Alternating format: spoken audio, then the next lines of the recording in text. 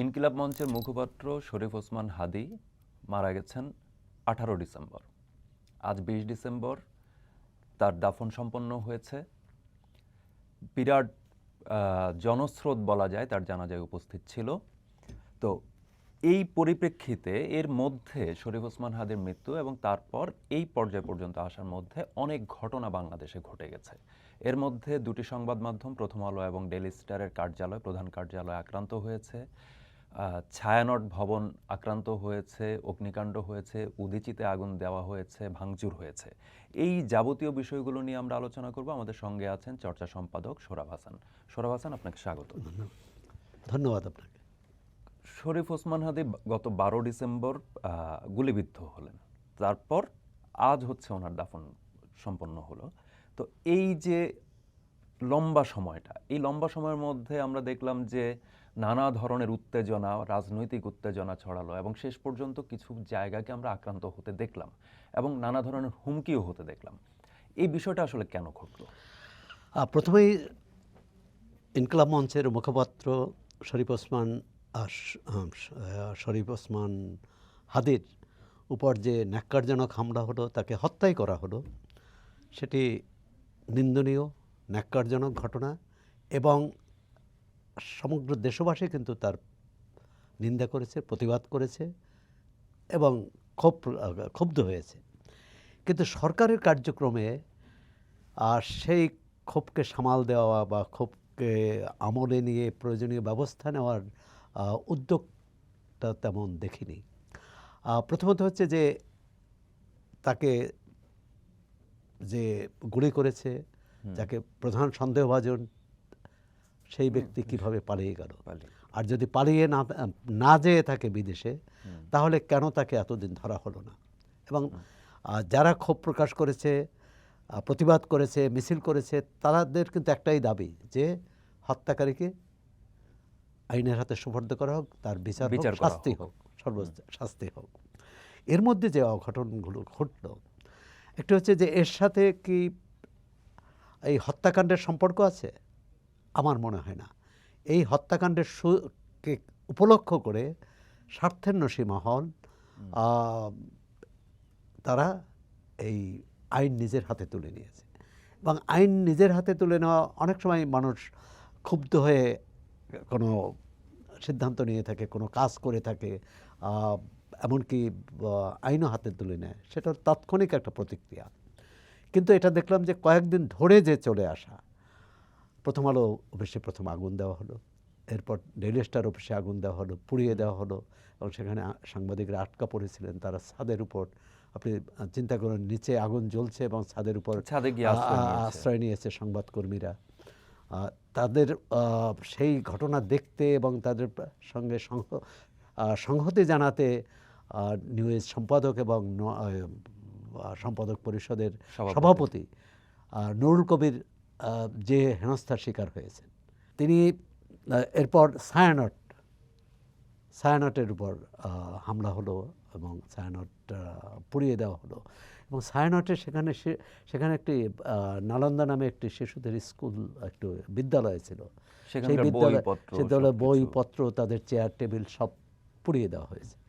এই যে এটি তো ঘৃণ্য কর্মকাণ্ড। পরবর্তীকালে আমরা দেখলাম যে উদীচিও আক্রান্ত হয়েছে, আগুন দেওয়া হয়েছে, সেখানকার যে যা ছিল তাদের আর্কাইভে যেসব দলিলপত্র ছিল তা পুড়িয়ে দেওয়া হয়েছে। এই কাজটি কারা করল? সরকারের পক্ষ থেকে কোনো রকম কিন্তু আমরা তৎপরতা কোনো রকম বক্তব্যও পাই না। একমাত্র বক্তব্য পেলাম যে প্রধান উপদেষ্টা দুই সম্পাদকের সঙ্গে কথা বলে, ডেইলি স্টার সম্পাদক মাহবুব আনাম এবং প্রথম আলোর সম্পাদক মতিউর রহমানের সঙ্গে টেলিফোন করে তা আশ্বস্ত করেছেন যে তারা পাশে আছেন এবং তাদের উপর যাতে আবার যেন নতুন করে আক্রমণ না হয়। কথা হচ্ছে যে এই ঘটনার কত ঘন্টা পরে তিনি টেলিফোন করলেন। আর প্রধান উপদেষ্টাই তো একমাত্র সরকার না, সরকারে তো আরও অনেক স্বরাষ্ট্র উপদেষ্টা আছেন, অন্যান্য আইজিপি স্বরাষ্ট্র উপদেষ্টা আছে, আইজিপি আছেন, ঢাকার কমিশনার আছেন। মানে কিন্তু আমরা কোনো কার্যকর পদক্ষেপ নিতে দেখলাম না। প্রথম আলো এবং ডেইলি স্টারে যখন আক্রান্ত হলো তখনই সেই মুহূর্তেই কিন্তু তারা সরকারের বিভিন্ন মহলে যোগাযোগ করেছে এবং তাদের সাহায্য চেয়েছে, কিন্তু সাহায্য এসেছে কখন? যখন পড়া শেষ।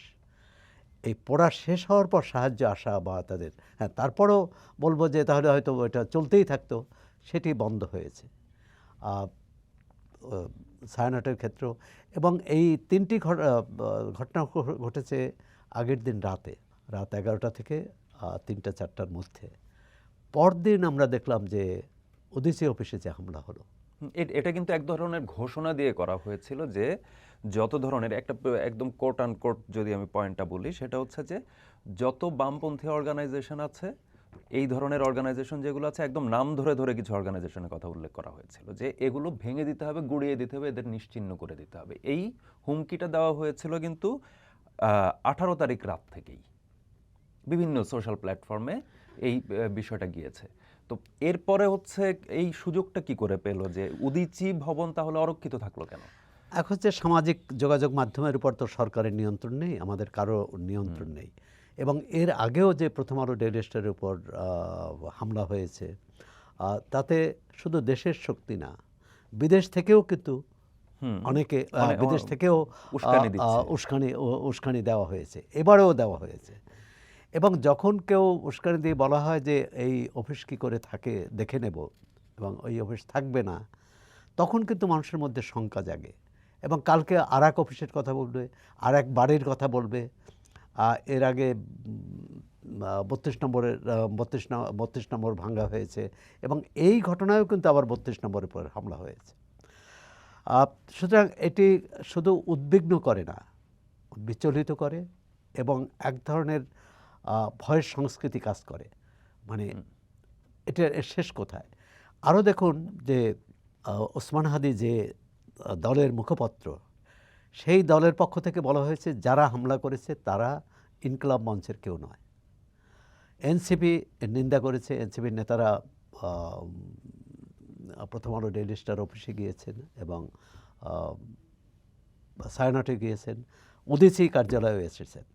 তাহলে তারা হামলা করে তো আর যাবেন না, তারাও এই হামলার সাথে যুক্ত নয়। তাহলে কারা যুক্ত, এটি সরকারের খুঁজে বের করা দরকার। আমরা দেখলাম যে, এবং এটি যে দেশের ভাবমূর্তির উপর বড় আঘাত, সাংবাদিকতার উপর আঘাত, স্বাধীন গণমাধ্যমের উপর আঘাত, মানবতার উপর আঘাত। তা এই কাজটি কারা করল এখন, এবং কারা এতে লাভবান হলে? যে ফ্যাসিবাদী শক্তির কথা বলা হচ্ছে, তাদেরকে মোকাবেলা করার কথা হচ্ছে, সেই ফ্যাসিবাদী শক্তি তো আরও সুযোগ পাবে, আরও তারা তো বলার সুযোগ পাবে যে আমি তো এই কথাই বলেছিলাম, আমরা তো এই কথাই বলেছিলাম, এটাই হবে। হ্যাঁ, ইতিমধ্যে এটা বলছেও তারা সোশ্যাল এটা প্ল্যাটফর্মে বলছে, কিন্তু সেটা আমলে নেওয়ার কথা না। কিন্তু আরেকটি বিষয় হচ্ছে নির্বাচন সামনে, 12ই ফেব্রুয়ারি নির্বাচন, তফসিল ঘোষণা হয়ে গেছে। এখন তো রাজনৈতিক দলগুলো, নেতা কর্মী সবাই তো নির্বাচন অভিমুখী। তারা প্রার্থী ঠিক করছেন এবং প্রার্থীরা প্রচার চালাচ্ছেন। একটা স্বাভাবিক, সুস্থ, সুন্দর পরিবেশে সেটা সম্ভব। কিন্তু এরকম যে একটি উদ্বেগজনক পরিস্থিতি থাকে, এরকম যদি হামলা হতে থাকে, এবং শুধু তা নয়, আমরা তো দেখলাম যে বিএনপি যে স্থায়ী কমিটির বৈঠকের পর যে তালিকা দিয়েছে, সেখানে 11টি প্রতিষ্ঠান, মানে 10টি প্রতিষ্ঠান এবং নিউজ সম্পাদক নুরুল কবিরের উপর হামলার কথা বলা হয়েছে। ময়মনসিংহের কথাও বলেছে, ময়মনসিংহের কথা বলা হয়েছে। এর মধ্যে আরেকটি, এই যে ময়মনসিংহের ঘটনাটি তো এটা বিস্ময়কর। মানে একজন মানুষের বিরুদ্ধে অভিযোগ ধর্মাবমাননা করেছে, ধর্মাবমাননাতে তার বিরুদ্ধে আইনি ব্যবস্থা আছে। বাংলাদেশে ধর্মাবমাননার বিরুদ্ধে অনেকে গ্রেপ্তার হয়েছে, অনেকের জেলও হয়েছে। কিন্তু তাকে হত্যা করে পোড়ানো, লাশ পোড়ানো বা গাছের সাথে বেঁধে, এবং সেইটা হচ্ছে লাইভ করা হচ্ছে। এতে দেশের ভাবমূর্তি কোথায় যায়? বিশ্ব আমাদের কোন দৃষ্টিতে দেখবে? মানুষ তো বলছিল যে শেখ হাসিনার সরকার না থাকলে, আওয়ামী লীগের দাবি, শেখ হাসিনার সরকার না থাকলে দেশে নৈরাজ্য তৈরি হবে, দেশে আরেকটি আরেকটি তালেবানি রাষ্ট্র হবে। নিশ্চয়ই আমরা তা চাই না। আমরা কর্তৃত্ববাদী রাষ্ট্রও চাই না, ফ্যাসিস্ট রাষ্ট্রও চাই না, তালেবানি রাষ্ট্রও চাই না। আমরা চাই একটা গণতান্ত্রিক রাষ্ট্র। গণতান্ত্রিক সমাজে মত পথের পার্থক্য থাকবে এবং সেই মত পথের পার্থক্যটা সবাইকে কথা বলার সুযোগ দিতে হবে। আওয়ামী লীগ সরকারের প্রধান তার বিরুদ্ধে অভিযোগ ছিল কি বিরোধী কণ্ঠ রোধ করা। তা এখনও যদি কোনো কণ্ঠ না থাকে, এই মতাদর্শিক যে বিরোধ, এটি আলোচনা, সংলাপ, তর্ক, যুক্তির মধ্য দিয়ে এটির মীমাংসা করতে হবে। আর মীমাংসা হতেই হবে তাও নয়, যার যার মত নিয়ে থাকতে পারবে। অর্থাৎ আমি যে মত পছন্দ করি না সে মত অন্য প্রকাশ করতে পারবে, আমার মতো অন্য পছন্দ না করতে পারে সে মত প্রকাশ করতে দিতে হবে।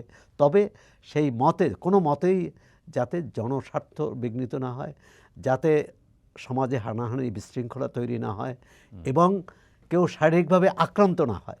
আমি এমন কথা বলতে পারি না যে কোনো জনগোষ্ঠী যে কারো উপর হামলা করলো।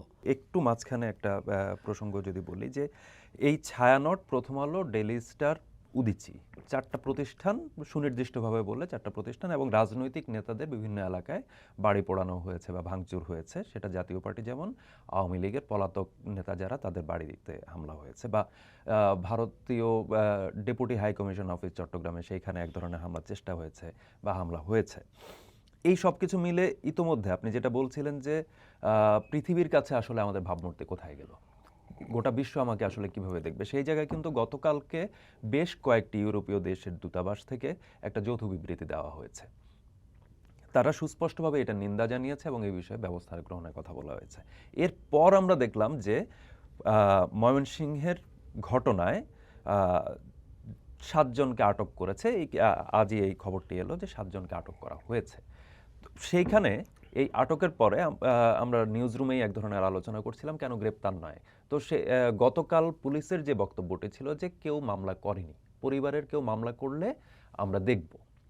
এখন এই একদম জাজ্জল্যমান একটা অপরাধ কাণ্ড, সেখানে পরিবারকে গিয়ে মামলা করতে হবে, এটার জন্য অপেক্ষা করছি। হত্যামামলার বাদী তো রাষ্ট্র হবে, পুলিশ সেখানে মামলা করবে। দ্বিতীয় হচ্ছে যে এই ধরনের যখন প্রতিক্রিয়া আসছে, বা নাগরিক পরিষদ থেকে যখন প্রতিক্রিয়া আসছে, বা গুরুত্বপূর্ণ ব্যক্তিরা যখন দিচ্ছে, বা বিদেশি দূতাবাসগুলো যখন প্রতিক্রিয়া জানাচ্ছে, তারপর আমরা দেখছি সরকার অ্যাক্ট করছে। এর আগ পর্যন্ত আমরা দেখি যে ডাক্তার আসিবার পূর্বেই রোগী মরিয়া গেল টাইপের এক ধরনের পরিস্থিতি তৈরি হচ্ছে। তো এই যে বারবার করে আমার রোগীটি মরে যাচ্ছে, ডাক্তার আসছে না, এইখানে যেই ডাক্তার সম্মুখ সারির থাকার কথা, সে স্বরাষ্ট্র উপদেষ্টা, আজকে আনু মোহাম্মদ বলেছেন যে স্বরাষ্ট্র উপদেষ্টাকে যখন অস্ত্র নিয়ে প্রশ্ন করা হয় তিনি পেঁয়াজের কথা বলেন, পেঁয়াজের দাম নিয়ে কথা বলেন। তো স্বরাষ্ট্র উপদেষ্টা তো আসলে পেঁয়াজ নিয়ে কথা বলবার কথা নয় না, এখানে ব্যক্তি কিন্তু বড় মন্ত্রণালয়, রাষ্ট্র কাঠামো, আর এই হত্যার দায় পুরো সরকারেরই। এবং সরকারের দায় হচ্ছে সরকার নিরাপত্তা দিতে পারেনি। এখন আইন হাতে তুলে কেউ নিলে তার বিরুদ্ধেও তো ব্যবস্থা নিতে হবে। যেমন ধরুন এই ঘটনাগুলো ঘটতে পারলো কী করে। আরেকটি হচ্ছে যে এর যে আসামি ওসমান হাদির যে প্রধান সন্দেহভাজন বা প্রধান আসামি, তাকে ধরা গেল না কেন? তার পরিবারকে নিয়ে বা পরিবার সদস্য অন্যান্যদের পরেই করেছে। মানে সরকারের, এবং এই ধরনের একটা ঘটনা ঘটতে পারে নির্বাচন সামনে, এ নিয়ে নানা রকম চক্রান্ত ষড়যন্ত্র হতে পারে। এর তো সরকার প্রধানই এর আগে আমাদের সতর্ক করে দিয়েছেন, বলেছেন যে এরকম এটা নিয়ে চক্রান্ত হতে পারে, নির্বাচন বানচালের চেষ্টা হতে পারে। তা এই সব পদক্ষেপ বা এইসব সন্ত্রাসী ঘটনা যদি নির্বাচন বানচালের অংশ হয়ে থাকে, তাহলেও তো সরকারকে অনেক বেশি সজাগ থাকার কথা। প্রথমত হাদিকে নিরাপত্তা দিতে পারেনি সরকার। দ্বিতীয়ত হচ্ছে যে যে হত্যা করেছে তাকে খুঁজে বের করতে পারেনি। পরবর্তীকালে এই যে যারা এই ঘটনার সুযোগ নিয়েছে, আমরা হাদি যে সংগঠন করতো সেই সংগঠন তো বলছে যে তারা এই ঘটনা ঘটায়নি বা তাদের কেউ না। এনসিপি বলেছে, বিএনপি নিন্দা করেছে এবং সমস্ত সন্ত্রাসী ঘটনার, এবং বিএনপি বলেছে এটি নির্বাচন বানচাল করার উদ্যোগ। বানচাল এটার একটা বেজ আছে নিশ্চয়ই, যে হাদি গুলিবিদ্ধ হওয়ার পর আমরা প্রথম যেই প্রতিক্রিয়াগুলো পাচ্ছিলাম বিভিন্ন পক্ষ থেকে, একটি পক্ষ বা কিছু পক্ষ থেকে বারবার বলা হচ্ছিল যে এই ঘটনা বলে দেয় যে নির্বাচনের পরিস্থিতি নেই বা নির্বাচনের পরিবেশ নেই, আইন শৃঙ্খলা পরিস্থিতি নির্বাচনের অনুকূল নয়। খুবই প্রথম যে দাবিটি ওঠার কথা সেটা হচ্ছে হত্যাকারীকে ধরো, তাকে বিচারের আওতায় আনো। কিন্তু আমরা দেখলাম যে একটি পক্ষ বারবার করে বলছে যে নির্বাচনের পরিবেশ নেই। যাক, সেটা যে কোনো, আমি বলছি যে এটাও মত প্রকাশের স্বাধীনতা, নির্বাচনের পরিবেশ নেই, কেউ এটা বলে নির্বাচন বর্জনও করতে পারে, কিন্তু পরিবেশ নেই বলে তো সেই পরিবেশকে আরও বেশি হুমকির মুখে, আরও বেশি ঝুঁকিতে ফেলার অধিকার কারণেই, এখতিয়ার কারণেই। সেক্ষেত্রেই সরকারের দেখার বিষয়। যেমন প্রথম আলো ডেইলি স্টার এর আগেও, ডেইলি স্টার অফিস এর আগেও আক্রান্ত হয়েছে, সরকার কেন তড়িৎ ব্যবস্থা নিল না? সেখানে যে সাংবাদিক এবং অন্য সাংবাদিকরা কিন্তু সরকার সহায়তা চেয়েছে, এবং প্রধান উপদেষ্টা প্রেস সচিব যে বিবৃতি দিয়েছেন, তিনি অনেক বিবৃতি নিয়ে অনেক বিতর্ক হয়েছে তার, কিন্তু সর্বশেষ বিবৃতির মধ্যে কিন্তু একটা অসহায়ত্ব প্রকাশ পেয়েছে, আকুতি প্রকাশ পেয়েছে, যে আমি বিভিন্ন জায়গায় সাংবাদিক বন্ধুরা যখন সাহায্য চেয়েছিলেন, আমি সাহায্যের জন্য বিভিন্ন দপ্তরে যোগাযোগ করেছি, কিন্তু আশানুরূপ সময় মতো সহায়তা পাইনি। এই যে না পাওয়ার মধ্যে কোনো রহস্য আছে কিনা, আমার মনে হয় সেটাও কিন্তু সরকারকেই খুঁজে বের করতে হবে। এবং উপদেষ্টাদের যে সবাই যে একইভাবে নির্বাচনের পক্ষে বা একইভাবে যে দেশে আইন শান্তি শৃঙ্খলার রক্ষার পক্ষে, সেটাও তো মনে হয় না। অনেক সময় অতীতে অনেক তাদের বিবৃতি বক্তব্য কিন্তু নির্বাচনের বিপক্ষেও গিয়েছে। হ্যাঁ, তারপরও জুলাই সনদ হওয়ার পরে এবং বিশেষ করে নির্বাচনের তফসিল ঘোষণার পর এটা নিয়ে কারো মনেই শঙ্কা থাকার কথা না, কিন্তু এখন নতুন করে শঙ্কা তৈরি করা হচ্ছে। আমি মনে করি যে এই হাদির উপর যে ন্যাক্কারজনক হামলা এবং তাকে হত্যার ঘটনাও নির্বাচনকে ব্যাহত করতে পারবে না, কিন্তু নির্বাচনের সঙ্গে সংশ্লিষ্ট সবাইকেই কিন্তু প্রশাসন, আইনশৃঙ্খলা রক্ষাকারী বাহিনী, নির্বাচন কমিশন এবং প্রতিযোগী রাজনৈতিক দল, তাদেরকে কিন্তু যার দায়িত্ব পালন করতে হবে। অন্যের দায়িত্বে বা অন্যের এখতিয়ারে হস্তক্ষেপ থেকে বিরত থাকতে হবে। কারণ এক ধরনের এই হাদির ঘটনার আগেই কিন্তু রাজনৈতিক পরিবেশ এক ধরনের উত্তপ্ত, বিশেষ করে বিএনপি এবং জামাত ইসলামীর নেতাকর্মীদের মধ্যে বিভিন্ন জায়গায় সংঘাত, উত্তেজনা আমরা লক্ষ্য করছি, এবং বিরোধপূর্ণ পরিবেশ, এবং এক ধরনের দেখে নেওয়ার এবং দেখিয়ে দেওয়ার যে এই শরীরী ভাষা, অর্থাৎ শক্তি প্রয়োগের ভাষা ব্যবহার কিন্তু মানুষের মধ্যে শঙ্কা তৈরি করে। আমরা যে নির্বাচন চাই সেই নির্বাচনটি তাহলে তো একটা সুন্দর বা ইতিহাসের সেরা নির্বাচনের কথা বলেছেন প্রধান উপদেষ্টা, সেটি কি করে সম্ভব? এখন যে প্রশ্নটি এসেছে, এরা গ্রেপ্তার হবে কি না। প্রথমত হচ্ছে যে হাদির হত্যার সাথে যারা জড়িত তারা। দ্বিতীয় হচ্ছে যে প্রধান উপদেষ্টা বলেছে তাদের আইনের আওতায় আনা হবে, যারাই অপরাধ করুক তারা। শুধু মৌখিক আশ্বাসে কিন্তু পরিস্থিতি স্বাভাবিক হবে না, বা যারা এই কাণ্ড ঘটিয়েছে তারা নিবৃত্ত হবে না, তার বিরুদ্ধে আইনি পদক্ষেপ নিতে হবে। এবং সব রাজনৈতিক দল, বিএনপি সহ সব রাজনৈতিক, এনসিপি সহ সব রাজনৈতিক দল কিন্তু সেটি বলেছে।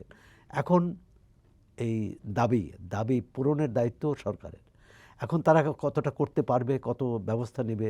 হ্যাঁ, আপনি বললেন যে ময়মনসিংহের ঘটনায় তারা 7 জনকে আটক করেছে। আমরা ধরে নিলাম এই আটক হয়তো সন্দেহভাজন হিসেবে আটক করেছে, পরবর্তীকালে যাদের বিরুদ্ধে তথ্য প্রমাণ পাবে তাদের গ্রেপ্তার করবে এবং আইনের হাতে সোপর্দ করবে। অন্য ক্ষেত্রে কারা প্রথম আলোতে হামলা করলো, কারা ডেইলি স্টারে হামলা করলো, কারা ছায়ানটে হামলা করলো? মোস্তফা সরোয়ার ফারুকী সংস্কৃতি উপদেষ্টা তিনি বলেছেন, ছায়ানটে যারা হামলা করেছে সিসিটিভি ফুটেজ দেখে তাদের প্রত্যেককে আইনের আওতায় আনা হবে। এটা একটা গতকাল উনি না, এটা তো সাধারণ বক্তব্য, এবং এই বক্তব্যই তো দেওয়ার কথা, কিন্তু পদক্ষেপটা নিতে হবে, তো আইনের আওতায় আনতে হবে। আনলেই কিন্তু এর পুনরাবৃত্তি ঠেকানো সম্ভব। আর একই সঙ্গে বিশ্বকেও দেখানো সম্ভব যে না, বাংলাদেশের মানুষ শুধু সংঘাতেই লিপ্ত থাকে না, তারা অপরাধের বিচারও করতে পারে। আর নির্বাচন নিয়ে যে শঙ্কা যে পরাজিত ফ্যাসিস্ট শক্তি নির্বাচন বানচাল করতে পারে, তা সেক্ষেত্রে সরকারের তো কোনো প্রস্তুতি নেই। সরকার তো মুখে শুধু ফ্যাসিস্ট শক্তির কথা বলছে। সরকার কতজন, এবং আমরা দেখলাম যে অপারেশন ডেভিল হান্ট প্রথম অপারেশন চালালো হলো গাজীপুরের ঘটনাকে কেন্দ্র করে। এরপরে এখন দেখছি যে দ্বিতীয় অপারেশনে বিভিন্ন থানায় ধরপাকড় হচ্ছে, কিন্তু তারাই কি প্রকৃত অপরাধী যারা তাদের ধরতে পারছে না? এটা লোক দেখানো, যে দেখাতে হবে যে এতজন ধরা হয়েছে। এবং এই গয়রাহ যদি অভিযান চালানো হয়, গত 16 মাসে কিন্তু আমরা সেটি দেখেছি যে কোনো মামলা হয়েছে গয়রাহ, আসামি হয়েছে সংখ্যাতীত, মানে এবং যে কোনো মামলায় যে কাউকে আসামি করে তার বিরুদ্ধে ব্যবস্থা গণমামলার এক ধরনের গণমামলা।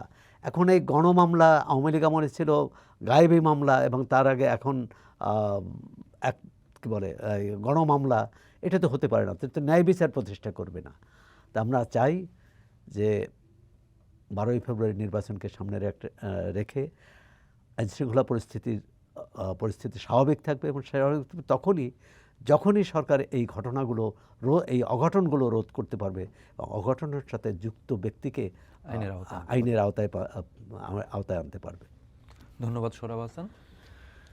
আগামী 12 ফেব্রুয়ারি নির্বাচনের তারিখ নির্ধারণ করা আছে, তফসিলও ঘোষণা হয়ে গেছে। এই সময়টাতে আসলে বাংলাদেশের মানুষের বা রাজনৈতিক দলগুলোর থাকার কথা নির্বাচন নিয়ে নানা পরিকল্পনা, প্রচার ইত্যাদি কার্যক্রম বা এই ধারার বিভিন্ন কার্যক্রম নিয়ে। কিন্তু দুঃখজনক হলেও সত্য যে এই সময়টাতে আমাদের আইন শৃঙ্খলা পরিস্থিতি এবং এটা নিয়ে বিদ্যমান নানান শঙ্কা ইত্যাদি নিয়ে আমাদের কথা বলতে হচ্ছে।